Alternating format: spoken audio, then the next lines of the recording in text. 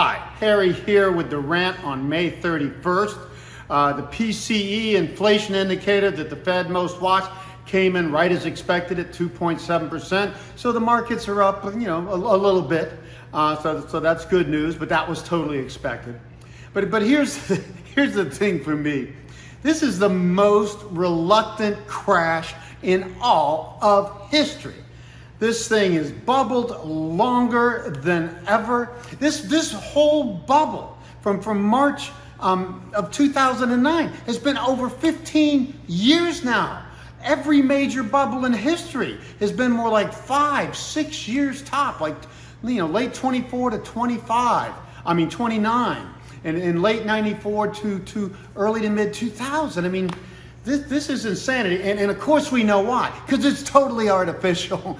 It's totally been fueled by this 27 trillion. As of the end of 23, it's 26 trillion. I show in the June newsletter about to come out, but 27 trillion and rising. Okay, note that 2007, the 2007 top, that was the demographic top, the fundamental top of the market. It was not a bubble. The first tech bubble occurred into 2000, and this is the second tech bubble. And remember, our generational tops have come about every 39 years on an approximate 40-year cycle, and the bottoms have come on 40 because of the decennial cycle tends to bottom then, okay? But these is a 45-year cycle with two technology bubbles, okay? So that's what we're seeing here. But this thing has lasted, 2021 should have been, that crash should have been when this thing really happened, okay? And here we are with a minor crash there and at new highs in 2024. So this is 3 years or more overdue. And we should see the worst of this hit, I'd say, by the normal 4-year cycles by say the end of 2026. But first the markets have to crash. Now, regardless of all this craziness and all this artificial perversion, there's no way to be sitting and say, oh yeah, I'm just gonna ride this one out or I'm gonna stay in the market. This is a time to be out. And then, hey, this whole window, if this doesn't happen, we are also in the annual cycle from May through October, November, where we're most likely to see a correction, or there's going to be a crash. That's when we see something seriously. So we have to at least be very cautious until October of this year. And if we don't see anything by then we'll reconsider.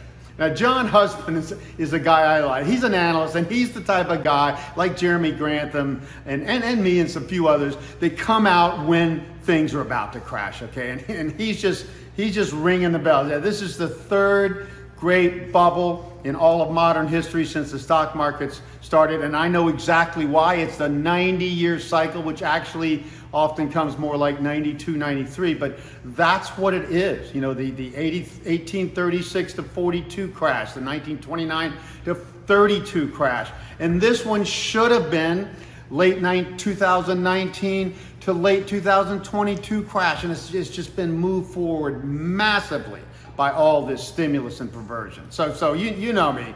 My biggest thing is I just want the economies to get back to normal so we can understand them and I can predict them for you. And we can have this perversion.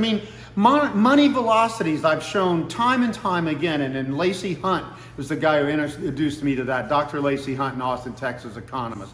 It's been falling like a rock since 1997. Did the same thing from 1917 into 32. It says we're not productively spending money. Bubbles are not good for the economy either. It's just a temporary high that ends up with a bad hangover, okay?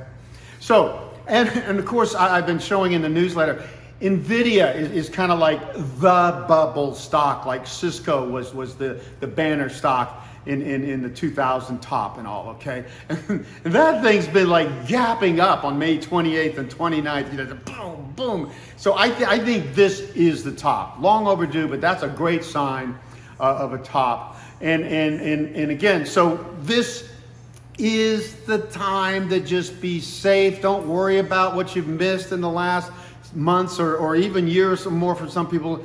This will be rewarded when most people get crucified. There is just no way a bubble of this magnitude, 15 years instead of the normal 5 to 6 years, cannot end badly and very badly, okay?